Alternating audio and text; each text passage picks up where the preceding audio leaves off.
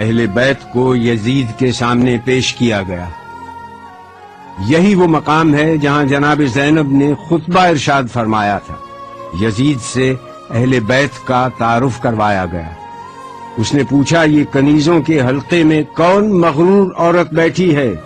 جواب ملا، یہ علی کی بڑی بیٹی رسول کی نواسی زینب کبریٰ ہے۔ دربار والوں نے اٹھ کر دیکھنا شروع کیا تو کنیزوں میں سے ایک کنیز نے کہا کہ تم لوگوں کو شرم نہیں آتی؟ اپنی گردنیں نیچی کرو۔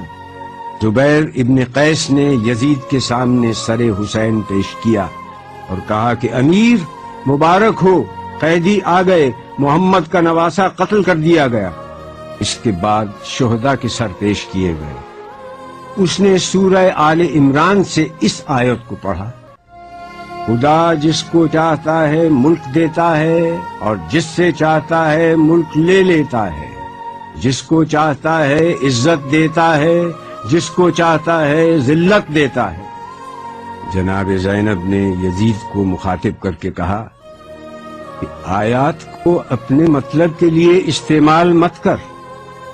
اس وقت تیرا اس آیت کو پڑھنے کا کیا محل ہے؟ اس کے بعد آپ نے اپنا تاریخ ساز اور عہد آفرین خطبہ ارشاد فرمایا۔ شروع کرتی ہوں اللہ کے نام سے جو رحمان و رحیم ہے۔ ساری تعریف عالمین کے رب کے لیے ہے۔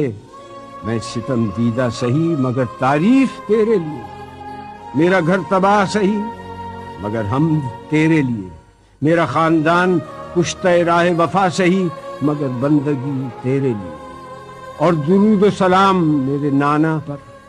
آپ نے جیسے ہی خطبے کا آغاز کیا، دربار والوں نے پہچان لیا کہ جس بات کو چھپایا جا رہا تھا اب وہ بات آشکار ہو گئی۔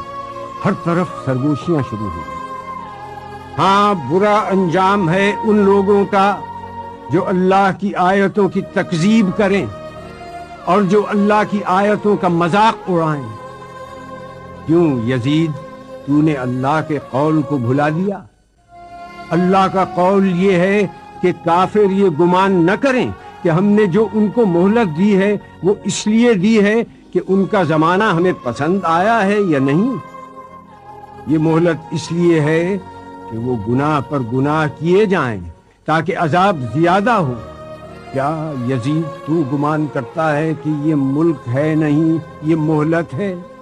کیا تو یہ سمجھتا ہے کہ تیری یہ حکومت ہے، تیرا اقتدار ہے اور ہمارے لیے کوئی راہ نہیں، اور تو نے ہم کو در بدر پھرا کر اپنے جبروت کا اعلان کیا؟ یہ غلط ہے۔ ہاں یزید، ایسا ہوا کہ ہم شہر بشہر پھرائے گئے، ہم کو لوگوں نے دیکھا کہ ہمارے سروں پر چادریں نہیں تھیں، یہ سچ ہے، مگر تم سے اور کیا توقع ہوتی جس کا گوشت پوست اگا ہے شہیدوں کے لہو کو پی کر؟ اور تو کیوں جلدی نہ کرتا ہماری شہادت پر؟ کیونکہ تیری نگاہ بغض، نگاہ عداوت ہمارے گھرانے پر لگی ہوئی تھی۔ کس کا لشکر کمزور ہے یہ تو جان لے گا۔ میں دیکھ رہی ہوں کہ تو میرے خطبے کو روکنا چاہتا ہے، تو کسی اور کام میں مصروف ہے۔ ہاں، اب جتنی تجھ میں ہمت ہے ستم اور کر لے۔ یزید، تو ہم کو ڈراتا ہے؟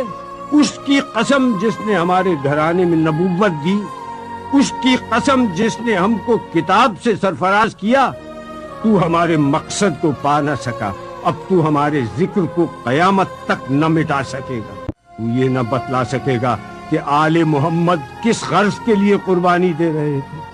اب تیری رائے میں فتور آ چکا ہے، تیرے دن گنتی کے رہ گئے، اب تیرا مجمع منتشر ہونے والا ہے۔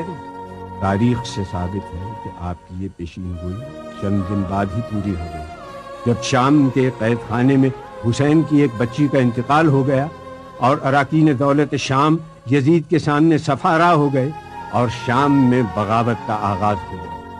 میں دعا کرتی ہوں اللہ سے کہ جس نے ہم کو سعادت و شہادت عطا کی، اسی طرح سے ہم کو وراثت ارضی نصیب ہو، اسی طرح سے ہم کو خلافت ارضی بھی ملے، اور اسی طرح سے ہم اس کی بندگی میں کامیاب رہیں۔ جناب زینب کا خطبہ اس آیت پر ختم ہوا جس کی ابتدا میں تلاوت کی گئی، جس کا ترجمہ ہے کہ اللہ ہی ہمارے لیے کافی ہے، وہی ہمارا سہارا ہے۔